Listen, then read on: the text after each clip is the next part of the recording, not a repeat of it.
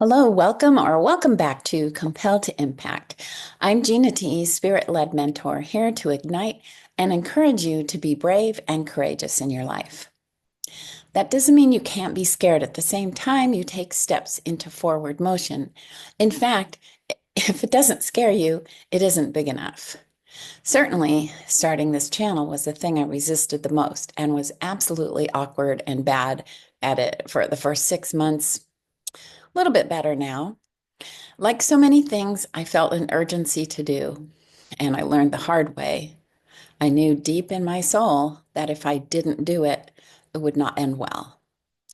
Running from it by filling my time up with something worthwhile, that kept me busy, only kept me from any kind of expansion and increase in my life and business world.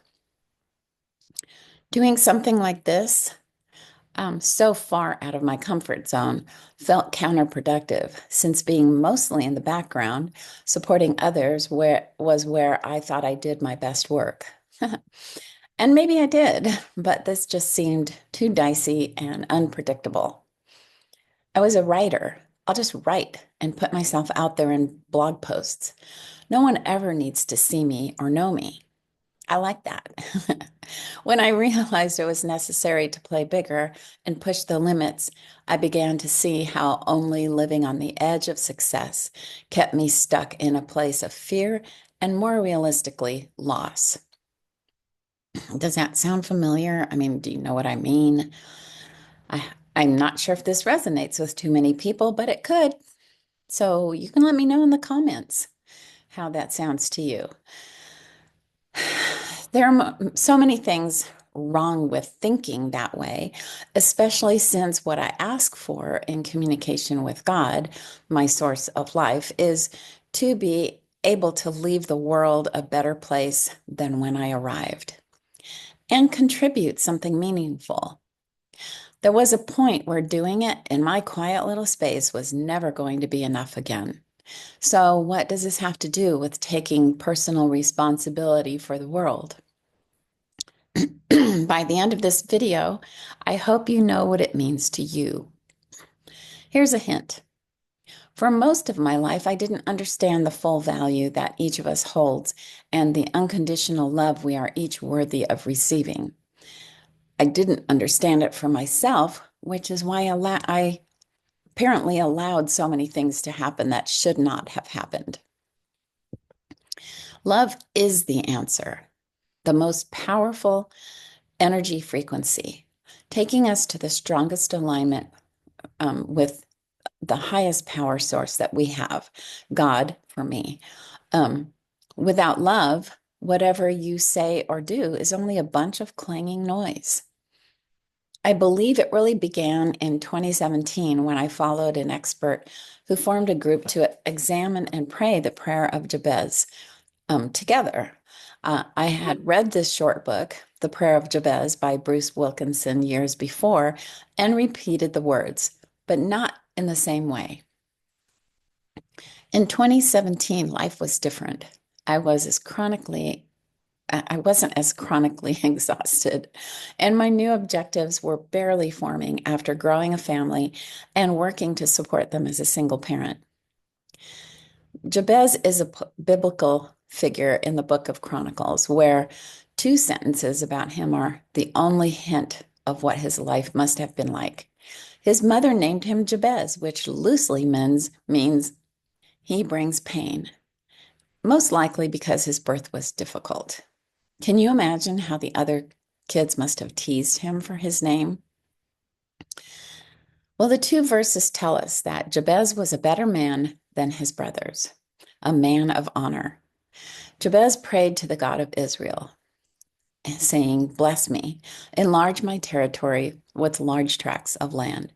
May your hand be with me, and don't let me bring pain or have pain." God gave him what he asked, it tells us in this short story.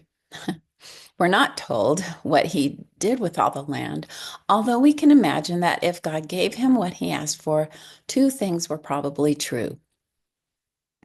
We're told he was a man of honor, which means he would do the honorable thing with whatever he was given, which probably means using it in some way to provide for his people. The second thing was, while including God, he was looking for spiritual sanction and divine alignment for the greater good in his actions before trying to go out to acquire the land he wanted. Before. I think that's significant. It wasn't only about himself and getting what he wanted for his own gain. He had a plan. He undoubtedly loved his people and believed that he was destined to be more than how his name and maybe his past had marked him. I'm not telling you that every plan you make for yourself needs to have a clause that includes how you can help the world. What I am saying is that you are on this earth to learn and grow your soul, which is your heart and mind.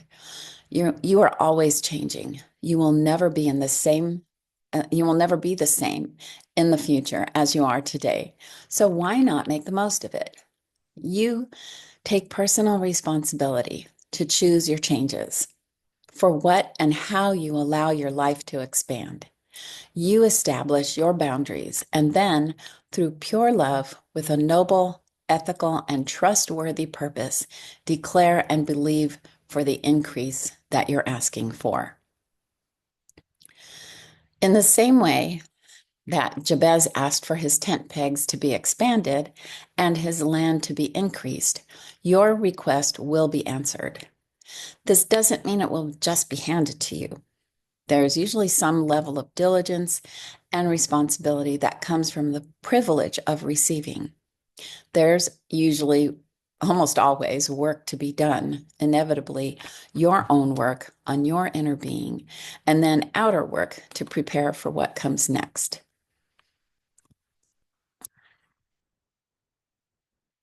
Here, sorry. I just had a whole bunch of other thoughts and I need to stay on track. Here are some important elements of this harmony. If your life has been exponentially difficult, it could be an indication that you are being prepared on a deeper level to use the gift of healed wounds, to take bigger actions of love for yourself and the world around you. Instead of believing the lies of being worth less, start believing the truth of what those experiences have given to you. You might find that you are much more capable of giving to and holding space for people once you release the pain. So basically, embrace it, lean into it, acknowledge and understand it, and then release it. As you continue doing the work to increase your soul alignment through your spirit, you are fulfilling your divine purpose as well as causing ripples in the people around you, and very likely in the vibration of the earth. When you have a strong sense of personal responsibility to live from a place of love, you multiply those ripples of goodness more than you'll see in your lifetime. The more you think, speak, and act from love, the easier it becomes, and then the more effect you make with a farther reach. Doing your own inner work, amplifying your soul, and presence in love not only adds value to yourself, but also escalates beneficial changes to the world around you.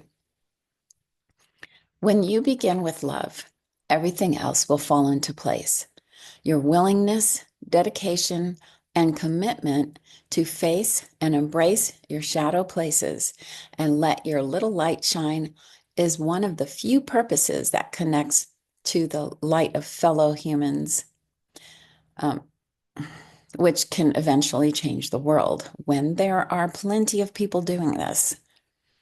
The lights are each of our little lights get together and make a huge light. So a huge fire that can ignite the world to change.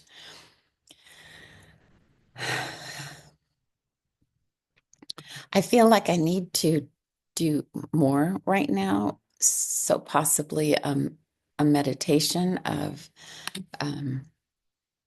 well, I don't even want to call it that.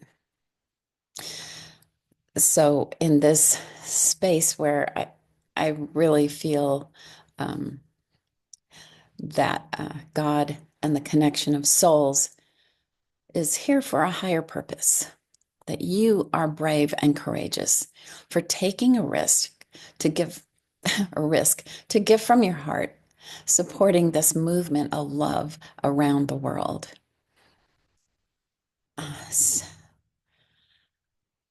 I can't get away from this. It's something I need to do. Okay. So in this space, acknowledge what has been in the past part of the darkness, the dark corners of your mind and heart. Those places where that cause confusion or fear or anger. And basically, all of those things come down to fear. And it's okay. That's part of being human. We sometimes fear things that are probably never going to come to pass. And it feels darker. It feels like a shadow. And I just ask that you acknowledge those places and allow allow the shadow, the veil to be lifted from them. Accept your personal responsibility in the process to make changes in your own heart and mind, and and the ability to practice it every day, to keep going back to it, and and clear out whatever needs to be cleared out that day. It's not going to happen all at once, but it will happen. It will happen.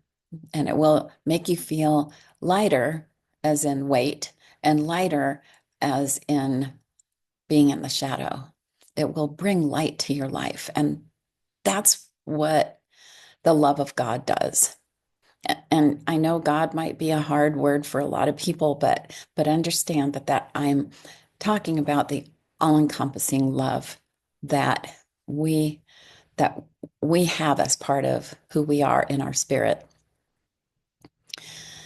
And then once you acknowledge this and accept it, surrender and release the good and the bad with forgiveness and grace. The good because um, much of the time, the good has the capacity to be much better. And and we can't control or hold on to anything in this life. Mm, Death is one of those instances where we know we can't stop it. It's going to happen to each one of us. And it's a normal conversation that we should be having. I sound like I have dentures. I don't. Anyway, sorry. Um, and when people leave our lives, but sometimes they were only there for that season, those moments, and we can look at it and surrender all of those things, because when you hold on to it, it just makes it harder to move. When you don't allow the empty spaces, and and as they say in painting, the negative spaces sometimes are more profound than the spaces that have items in them. So allow the negative spaces, not negative like it's a bad thing, but empty spaces.